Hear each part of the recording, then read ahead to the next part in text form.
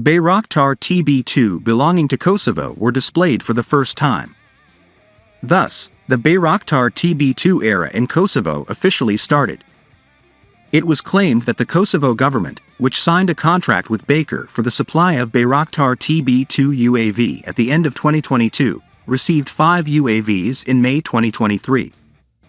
Bayraktar TB2 UAVs belonging to the Kosovo Army were displayed for the first time during the visit of Prime Minister Albin Kurti.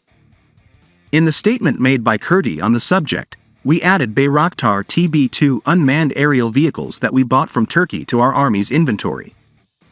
In the 2-year administration, we increased the number of soldiers by more than 80% and the Army budget by more than 100%. Kosovo is now safer than it has always been proud. Together with the commander of the Kosovo Security Forces, Lieutenant General Bashkim Jashari, and the Minister of Defense Armin Mahaj, we congratulated the officers who completed the training for the use of UAVs. Statements were included. The first international response to Kosovo's supply of Bayraktar TB2 UAV came from Serbian President Aleksandar Vučić recently. Vučić said, "Turkey has seriously armed Kosovo. He gave them anti-tank missiles, howitzers, Bayraktarlar. They have all of these now. They still haven't been able to fly the flag bearers, NATO won't allow it," had made a statement. On the other hand, the Serbian leader's statement, "We refuse to buy Bayraktar TB2s, attracted a lot of attention.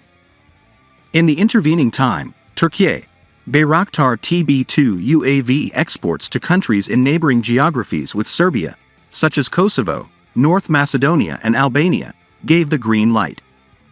Not only for UAV, but also for these countries, the export of many different Turkish defense industry products such as armored vehicles, automatic mortar systems, machine guns and howitzers has been approved by the Turkish bureaucracy.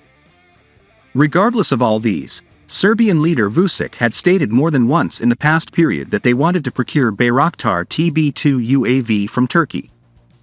For example, in the statement made by Vučić in September 2022, "We wanted to supply Bayraktar TB2 unmanned aerial vehicles. Everyone wants them, we're next in line and I believe Serbia can get them next year. We are prepared to pay more, up to several €100 million." Statements were made.